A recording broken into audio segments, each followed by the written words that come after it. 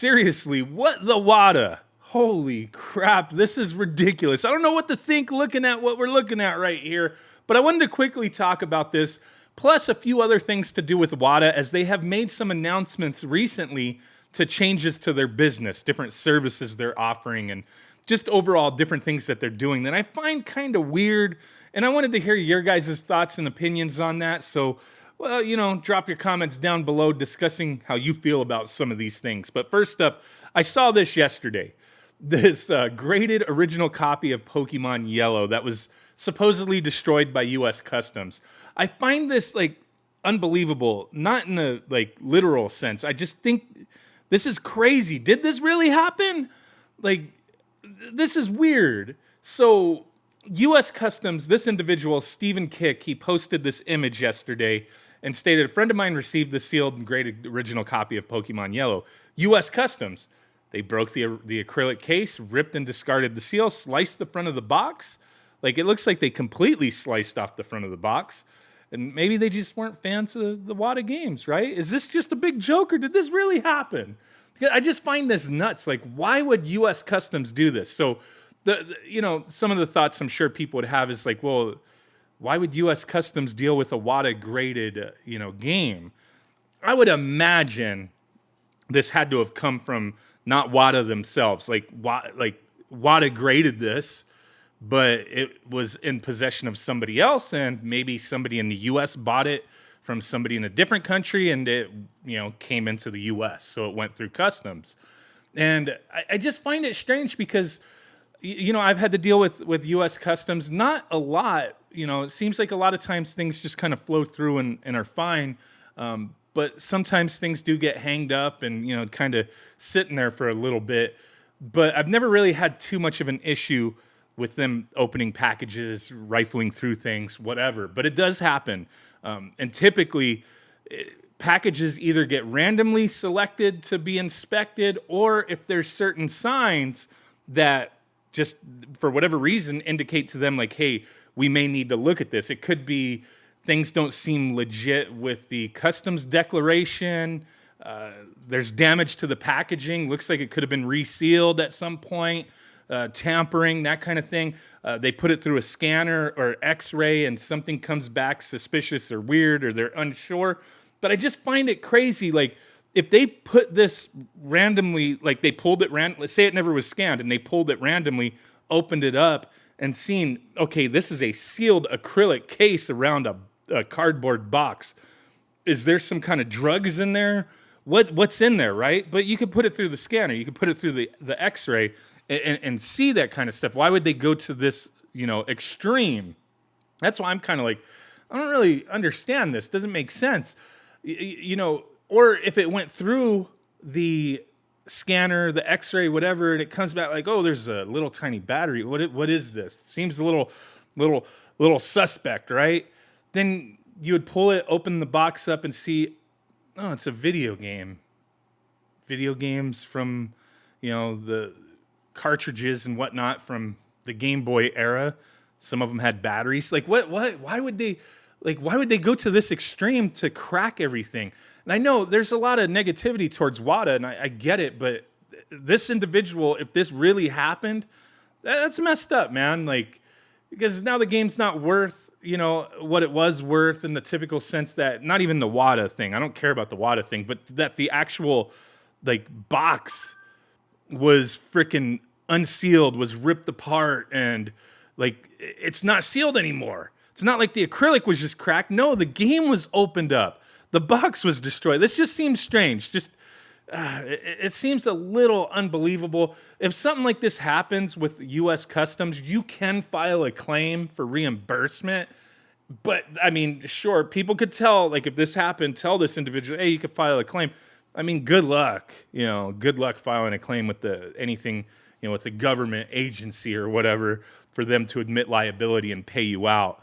But you can file a claim. It's just the point that I was making. I'm just baffled by this. This just seems nuts. There's a lot of comments in here. Can U.S. Customs just destroy things without recourse? And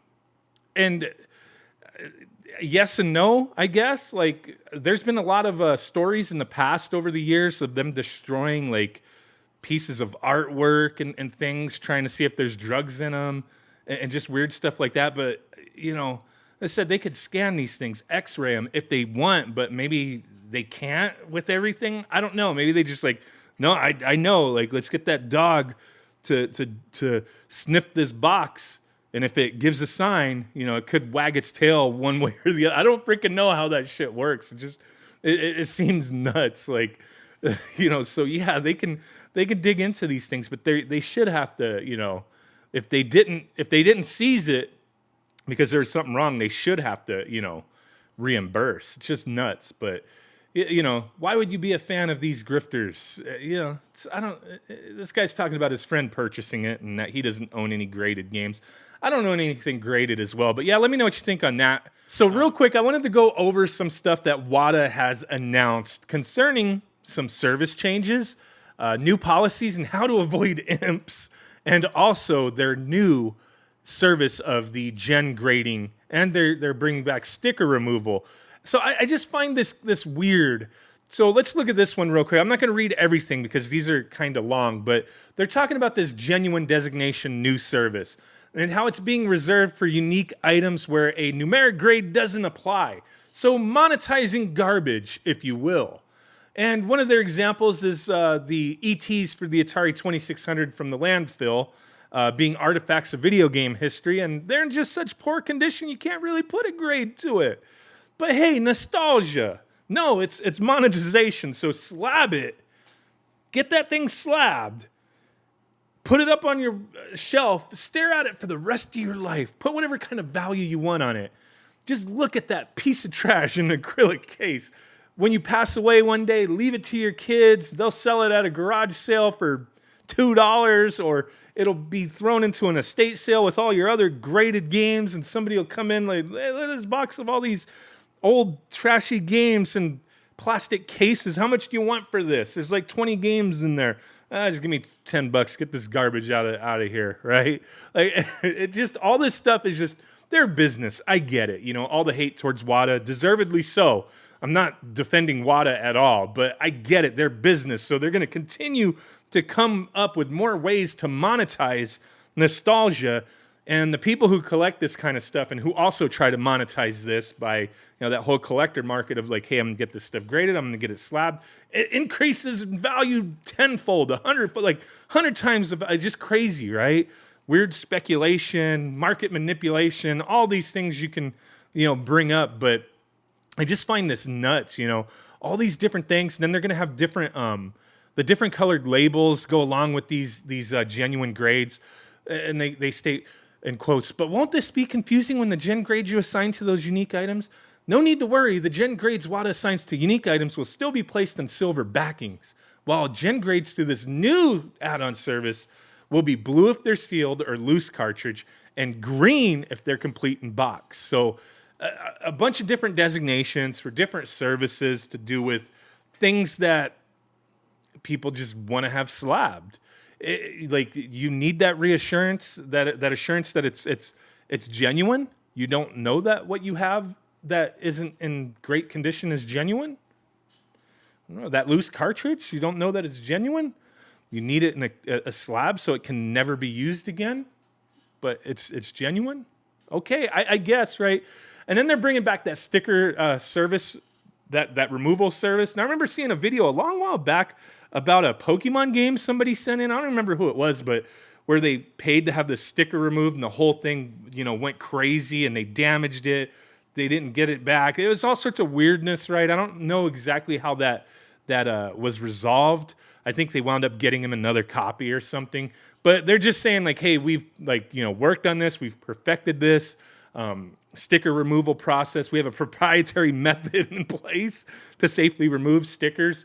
And that there's no guarantee that they'll actually do it, though. Like, they'll evaluate it, take a look at it. We can't remove that sticker. And they'll give you your $40 back, right? Hey, let the professionals remove that sticker, I guess. But then if they think they can do it, they're going to remove it. But if they damage it, what are they, like, is there any guarantee that they're not going to damage it? I wouldn't think so. They're just saying that they can and will refuse to remove stickers in certain, instances, right? Despite safety measures and a high level of due diligence, inherent risks still exist and games are potentially prone to being damaged. We want to provide transparency. So essentially, like, you got to understand there's risks. Like, don't ask us to remove this sticker, because if we do and we jack it up, that's on you. That's the way I'm reading it, but whatever. So that was one thing, the gen and the genuine and sticker stuff. And then this new policy concerning imps. This is just a whole other thing, another, complete in box service about improperly married parts, or imps. So mixed matched parts, right? And they go through this whole thing with the rules and imps and exceptions to the rule and things that they're not gonna like hold you to, type of thing. But talking about like player's choice, or greatest hits games, stuff like that. Like this Nintendo Player's Choice Smash Brothers game doesn't match the box, so it's an imp. Okay, but then where this one is fine, I think. Both examples have non-matching carts and boxes per our guidelines. The Smash Brothers cart is an imp, while the GoldenEye cart is accepted. So there's maybe a history of like, hey, some Player's Choice boxes didn't have Player's Choice marked games. Like there's different variances. There's different seal of qualities on NES games. Like, hey, if it doesn't match, then it's an imp. Rating solid versus pixelated for the ESRB. If it doesn't match, it's an imp. So like, hey, they just have to know all the different exceptions as far as how this goes. Publishers, sometimes games were produced by one publisher and then reprinted later under a different publisher. Game Boy is especially known for having 2 releases of the same title under different publishers. I did not know this with with DuckTales. No, I remember seeing this. DuckTales was first published by Capcom, but then later re-released by Sunsoft. I think there was a few titles that were later redone by Sunsoft, if I remember correctly. Since these releases are clearly distinct and no overlap exists, there are no exceptions to this rule. Country of origin, how these can be mixed matched, and I guess there can be different exceptions to it because sometimes just things happen. But they're not gonna require strict adherence to print runs and variants that are not limited to, with the exception of games mentioned later, with the codes USA versus USA 1, the trademarks TM versus R, year 1985 versus no year, other minor variant nuances. So yeah, it just kind of seems like they open this up for a lot of different variants and the way they grade things, the different things they'll take in. I just find it crazy. Let me know what you guys think. Really do appreciate you guys hanging out with me on this What the Wata video. Thanks. Bye.